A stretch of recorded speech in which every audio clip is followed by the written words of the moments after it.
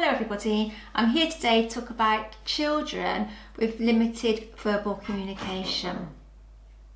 I'm sure we all know those children who like to point and gesture at things rather than use their words.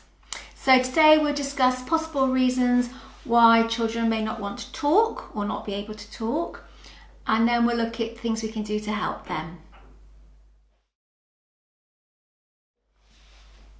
The first possible reason is it may be the child is the youngest in the family and mums and dads and brothers and sisters do everything for them and they have no need to use any verbal communication. It may just be that the child is developing at a slower pace than their peers.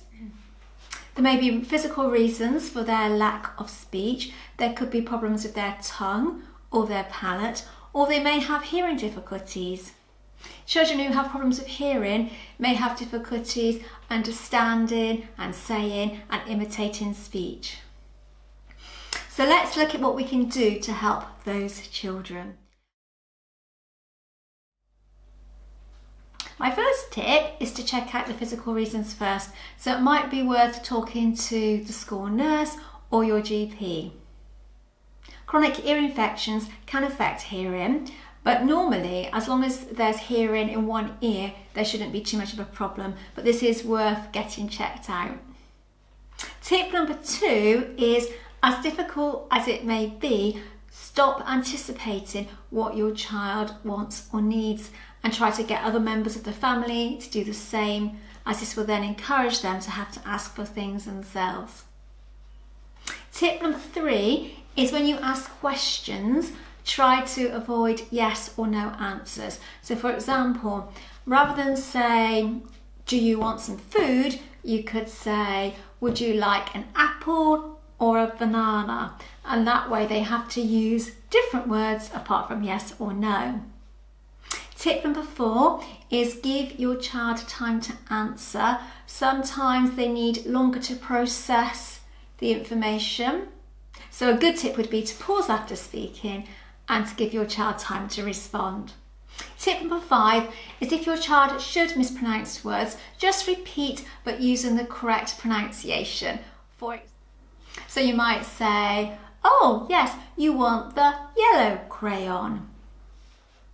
Tip number 6 is when you are playing alongside your child, be sure to have lots of meaningful conversation.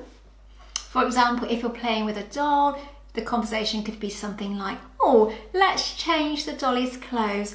I'm going to put her in a red dress. What else shall we choose?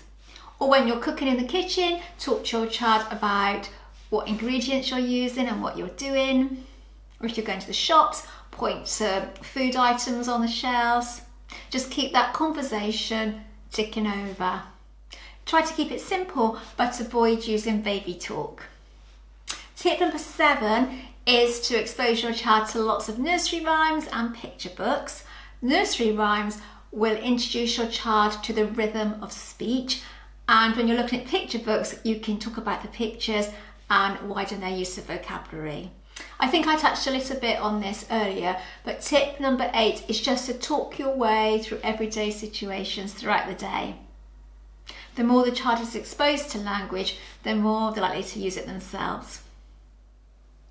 Tip number 9 is really a strategy for the interim while you're investigating why the child has limited speech, is you could use PECS.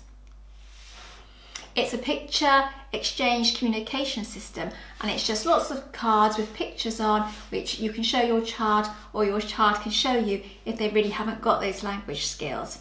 You can buy them on Amazon, and there's lots of places on the internet where you can get them. It's a good idea though not to let your child over rely on them because you want them to develop their own language skills. But by using PECS, you will allow a child to communicate their needs, their thoughts and their feelings, and they can be used both in the classroom and at home. My last tip is to explore using Makaton. It is a series of symbols and signs, and it's really good for children with limited communication skills. Well, I hope my suggestions have been useful. Don't expect them to work straight away, but there are little things you can do to get your children being exposed to more language. If this has been useful in any way, then please would you subscribe to my channel? It would be really helpful. Bye bye.